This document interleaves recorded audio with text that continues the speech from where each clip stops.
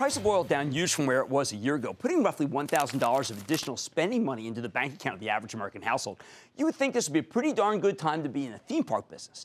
Not only do families have more spending money, but it's also much cheaper to drive a long distance in order to take an SUV full of children to a place where they can ride roller coasters. Which brings me to Six Flags, the largest regional theme park operator in the country, 18 parks across North America. Stock of Six Flags has had its ups and downs recently, but it's still up more than 16% for the year. It sports a bountiful 4.1% yield at these levels. Now, Six Flags just reported a solid quarter after the close today. Company delivering a small 2-cent earnings beat, earnings miss off a $1.66 basis, but they posted higher than expected revenues, which is what I care about. They increased by 7% year over year, and they beat even the most bullish Wall Street forecast, thanks mainly to a 9% rise in theme park attendance. This is pretty staggering. 12.9 million guests. So let's take a closer look with Jim Reid-Anderson. He's the chairman and CEO of Six Flags. Hear more about the quarter and his company's prospects. Mr. Reid-Anderson, welcome back to Mad Money.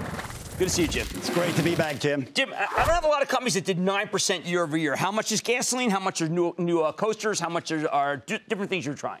We think very little is gasoline, Jim. Okay. We think our approach to innovation in every park every year is driving this success that we're seeing. So give me some examples, because I know you're doing new coasters all over the place, but what would be something in Six Flags New Jersey that we go to? Well, I'll tell you, Six Flags New Jersey has so much going on here. You know, we have the tallest drop ride in the world. We've got King Dakar there. But next year, we have the Joker's Total Mayhem coming, which is a 4D free fly coaster that you will love. Yeah, what is 4D? Because I read that in the notes, and I can't. Maybe I just can't visualize it until I'm on it. In essence, you're going in every possible direction, and you're moving independently of people around you. So you will find yourself literally turning different ways, and it's a lot of fun. All right, let me ask you. Sense. I mean, I know because I just go on rides with my daughters, but is there some level where you can't do it, where it's just like too many people get sick? No, we don't have that at all. You know, some people won't go on rides for various reasons. But as you said earlier, we've seen a huge increase in attendance. And in fact, since I first talked to you, we've gone from 23 million people visiting our parks up to our latest 12-month number is 28 million. So it's huge increases. Yes, definitely. Now, I want to talk about the idea that one of the things that you guys are doing is, that Disney's now, I think, copying basically, is demand pricing. Right? Yes. There's certain, it's almost algorithmic. It's like Uber to some degree. Well, we have this amazing team of researchers. Yes. And we have a pricing expertise that is really incredible.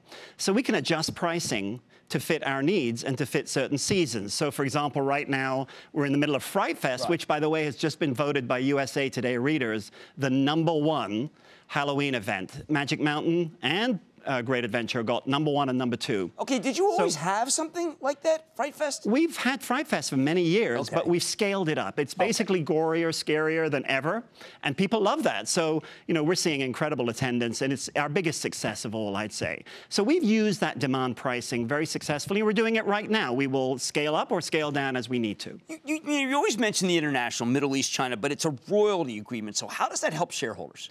Very, very much helps shareholders because it's a capital light approach. Okay. So we put no capital in, but we receive licensing fees, we receive advisory fees, management fees, and we help them design the park. So it's very profitable with no major investment. Okay, now you know that we are pro-dividend, we're pro-distribution here on Mad Money. I know you can buy back stock and you can pay down debt.